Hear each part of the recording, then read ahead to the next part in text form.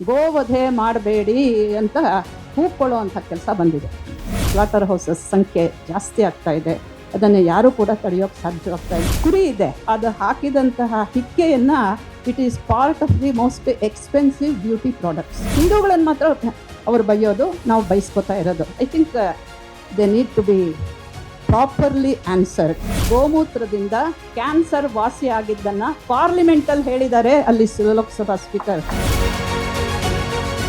ಯಾವ ಗೋವನ್ನು ಆಧರಿಸಿ ಪೂಜಿಸಿ ಅದರ ಉಪಯೋಗ ಮನುಷ್ಯನಿಗೆ ಯಾವ ಥರದಲ್ಲಿ ಆಗಬಹುದು ಅನ್ನೋದನ್ನೆಲ್ಲ ಪರೀಕ್ಷಿಸಿ ವೈದ್ಯ ಪದ್ಧತಿಯನ್ನೇ ಮಾಡಿಕೊಂಡಿರುವಂತಹ ಈ ಭಾರತೀಯರಿಗೆ ಇವತ್ತಿನ ದಿವಸ ಗೋವಧೆ ಮಾಡಬೇಡಿ ಅಂತ ಕೂಗ್ಕೊಳ್ಳುವಂಥ ಕೆಲಸ ಬಂದಿದೆ. ಯಾವ ಸರ್ಕಾರಗಳು ಕೂಡ ಇದಕ್ಕೆ ಪೂರ್ತಿ ಕಿವಿಗೊಟ್ಟಿಲ್ಲ.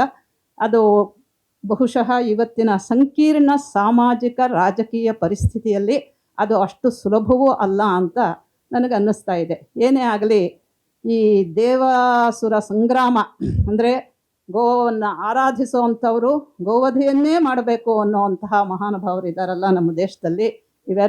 ಈ ಎರಡು ಗುಂಪುಗಳ ಮಧ್ಯೆ ಈ ದೇವಾಸುರ ಸಂಗ್ರಾಮ ಅವತ್ತಿಂದ ನಡೀತಾ ಇದೆ. 1200 ವರ್ಷಗಳ ಹಿಂದೆ ನಮ್ಮ ದೇಶದಲ್ಲಿ ಶುರು ಆಯಿತು. ಅವತ್ತಿಂದ ಇವತ್ತಿನವರೆಗೂ ಇದು ನಡೀತಾನೆ ಇದೆ ಅಂತ ಹೇಳಬೇಕು. ಈಗ ನೋಡಿ, ಅವರ ಹಾಡಿನಲ್ಲಿ ಅನನ್ಯ ಒಂದು ವಸಿಷ್ಠ ವಿಶ್ವಾಮಿತ್ರರ ಈ ಗೋಗಾಗಿ ಕಿತ್ತಾಡುವಂತಹ ಒಂದು ಪ್ರಸಂಗ ಇದೆಯಲ್ಲ, ಆ ವಿಶ್ವಾಮಿತ್ರರು ಮಹರ್ಷಿ ವಸಿಷ್ಠರನ್ನು ಚಾಲೆಂಜ್ ಮಾಡಿ ಅವ್ರು ಏನು ಪಡೆದ್ರು ಅಂತ ಹೇಳಿದ್ರೆ ಬ್ರಹ್ಮರ್ಷಿ ಪದವಿಯನ್ನು ಪಡೆದ್ರು. ಅಂದರೆ ಗೋವಿನ ಪ್ರಾಮುಖ್ಯ ಏನು ಅನ್ನೋದನ್ನು ತಿಳ್ಕೊಂಡ ತಕ್ಷಣ ಆ ಸುರಭಿಯನ್ನು ತನಗೆ ಕೊಡಬೇಕು ಅಂತ ವಸಿಷ್ಠರ ಹತ್ರ ಇವರು ಕಿತ್ತಾಟ ಶುರು ಮಾಡಿದ್ರು. ಅದು ಬರದೇ ಇರೋವಾಗ ಅವರು ಅದನ್ನು ಚಾಲೆಂಜ್ ಆಗಿ ಸ್ವೀಕರಿಸಿ, ತುಂಬ ದೊಡ್ಡ ಯುದ್ಧನೇ ನಡೆಯುತ್ತೆ, ಇದನ್ನು ಸವಾಲನ್ನು ಸ್ವೀಕರಿಸಿ ಅವರು ಬ್ರಹ್ಮರ್ಷಿ ಆದರು. ಇವತ್ತಿನ ದಿವಸ ಏನಾಗ್ತಿದೆ ಅಂತ ನಮಗೆ ಗೊತ್ತಿದೆ. ಇವತ್ತು ಗೋವಧೆ ನಿರಂತರವಾಗಿ ನಡೀತಾ ಇದೆ. ಸ್ಲಾಟರ್ ಹೌಸಸ್ ಸಂಖ್ಯೆ ಜಾಸ್ತಿ ಆಗ್ತಾ ಇದೆ. ಅದನ್ನು ಯಾರೂ ಕೂಡ ತಡೆಯೋಕ್ಕೆ ಸಾಧ್ಯವಾಗ್ತಾ ಇಲ್ಲ. ಇದು ತುಂಬ ನೋವಿನ ಸಂಗತಿ. ಆಪರೇಷನ್ ಸಿಂಧೂರ ಬಗ್ಗೆ ಸಾಕಷ್ಟು ಜನ ಅವರ ಕಮೆಂಟ್ಸನ್ನು ಹಾಕಿದ್ದಾರೆ. ಒಂದು ಹುಡುಗಿ ಶರ್ಮಿಷ್ಠಾ ಅಂತ ನಿಮಗೆ ಗೊತ್ತಿದೆ, ವೆಸ್ಟ್ ಬೆಂಗಾಲ್ ಹುಡುಗಿ, ಅವಳನ್ನು ಹರಿಯಾಣದಲ್ಲಿ ಅರೆಸ್ಟ್ ಮಾಡಿದ್ರು. ಯಾಕೆ ಅಂದರೆ ಆಪರೇಷನ್ ಸಿಂಧೂರದ ಬಗ್ಗೆ ಅವರು ಹಿತವಾಗಿ ಒಳ್ಳೆ ಮಾತುಗಳನ್ನು ಅದರ ಪರವಾಗಿ ಮಾತಾಡಿದ್ದಕ್ಕೆ. ಇದನ್ನು ವಿರೋಧಿಸಿ ಅವರು ಏನೋ ಕೆಲವು ಮಾತುಗಳನ್ನು ಹೇಳಿದರು. ಅದನ್ನು ವಿರೋಧಿಸಿ ಒಬ್ಬ ಪೀಸ್ ಲವರ್, ಶಾಂತಿ ದೂತರು, ಇಂಗ್ಲೀಷಲ್ಲಿ ಪೀಸ್ ಅನ್ನೋದಕ್ಕೆ ಸ್ಪೆಲ್ಲಿಂಗ್ ನೀವೇ ನೋಡ್ಕೊಳ್ಳಿ ಏನು ಅಂತ. PIECEನೂ ಪೀಸೆ, PEACEನೂ ಪೀಸೆ. ಸೊ ಇವರು ಯಾವ ಲವರ್ಸು ಅನ್ನೋದನ್ನು ನೀವು ನೋಡ್ಕೊಳ್ಳಿ.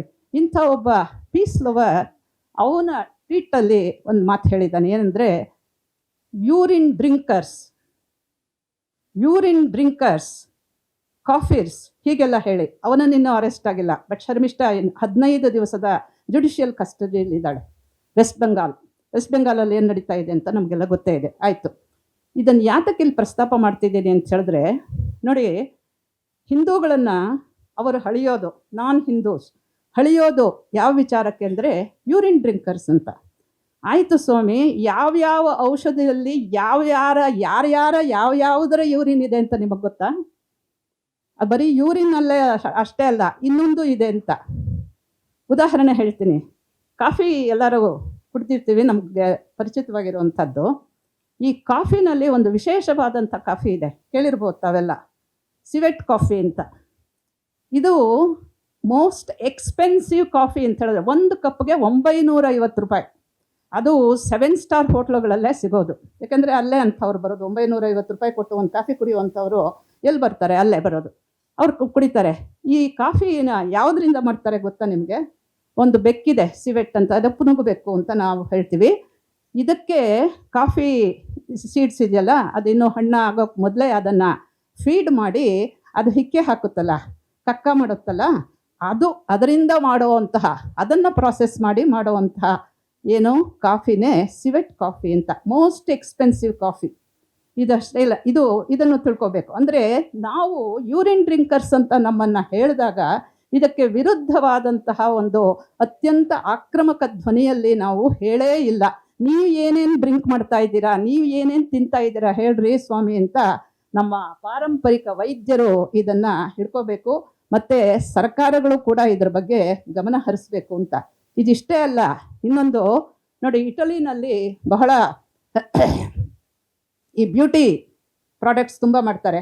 ಒಂದು ಕುರಿ ಇದೆ, ಅದು ಒಂದು ವಿಶೇಷವಾದಂತಹ, ಈ ಕುರಿ ಮೇಕೆಗಳೆಲ್ಲ ಎಲೆಗಳು ತಿನ್ನುತ್ತೆ, ಒಂದು ಇದು ಗಿಡದ ಮೇಲೆ ಹೋಗುತ್ತೆ, ಆ ಗಿಡದ ಎಲೆಗಳನ್ನು ತಿಂದು ಅದು ಹಾಕಿದಂತಹ ಹಿಕ್ಕೆಯನ್ನು it is part of the most expensive beauty products.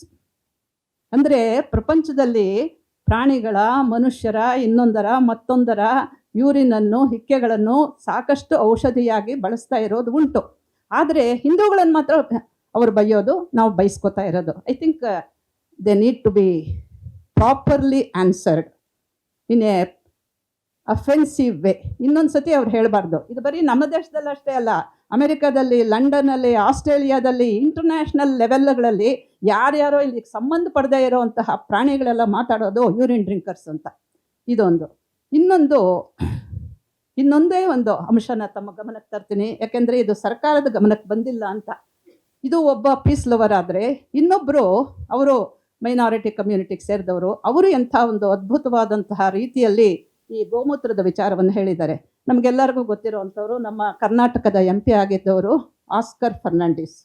Oscar ಫರ್ನಾಂಡಿಸು ಪಾರ್ಲಿಮೆಂಟಲ್ಲಿ ಅವರಿಗೆ ಗೋಮೂತ್ರದಿಂದ ಕ್ಯಾನ್ಸರ್ ವಾಸಿಯಾಗಿದ್ದನ್ನು ಪಾರ್ಲಿಮೆಂಟಲ್ಲಿ ಹೇಳಿದ್ದಾರೆ. ಅಲ್ಲಿ ಲೋಕಸಭಾ ಸ್ಪೀಕರ್, ನೀವು ತೆಗೆದು ನೋಡಿ ಗೊತ್ತಾಗುತ್ತೆ. ಅವರು ಅದ್ರ ಬಗ್ಗೆ ಮಾತಾಡುವಾಗ ಅಲ್ಲಿ ಮೀರತ್ ಹತ್ರ ಒಂದು ಆಶ್ರಮ ಇದೆಯಂತೆ, ಅವ್ರಿಗೆ ವಾಸಿ ಆಗಿರೋದ್ರಿಂದ, ಅವರು ಅದನ್ನು ಪ್ರಾಯೋಗಿಕವಾದಂಥ ಫಲವನ್ನು ಪಡ್ಕೊಂಡಿರೋದ್ರಿಂದ ಅವರು ಅವತ್ತು ಪಾರ್ಲಿಮೆಂಟಲ್ಲಿ ಧೈರ್ಯವಾಗಿ ನಿಂತ್ಕೊಂಡು ಹೇಳ್ತಾರೆ. ಜೊತೆಗೆ ಇನ್ನೊಂದು ಮಾತನ್ನು ಸೇರಿಸ್ತಾರೆ.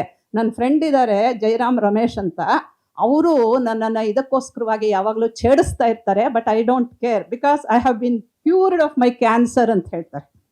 ಹೀಗೆ ಆಸ್ಕರ್ ಫರ್ನಾಂಡಿಸು ಪಾರ್ಲಿಮೆಂಟಲ್ಲಿ ಗೋಮೂತ್ರದಿಂದ ಕ್ಯಾನ್ಸರ್ ವಾಸಿ ಆಗುತ್ತೆ ಅಂತ ಹೇಳಿದಾಗ ಅದನ್ನೂ ಕೂಡ ಗಮನಕ್ಕೆ ಇಟ್ಕೊಳ್ದೆ ಇನ್ನೂ ಯೂರಿನ್ ಡ್ರಿಂಕರ್ ಅಂತ ಹೇಳಿಸ್ಕೊತಾ ಇದ್ದೀವಲ್ಲ ನಾವು, ಅವ್ರ ಬಾಯಿ ಮುಚ್ಚಿಸ್ಬೇಡವಾ? ಬೇಕು, ಯಾವ್ಯಾವುದೋ ರೀತಿಯಲ್ಲಿ ಮಾಡಬೇಕಾಗಿದೆ, ಮಾಡಿಲ್ಲ ಅನ್ನೋದಕ್ಕೋಸ್ಕರವಾಗಿ ಈ ಮಾತನ್ನು ಹೇಳಿದ್ದು.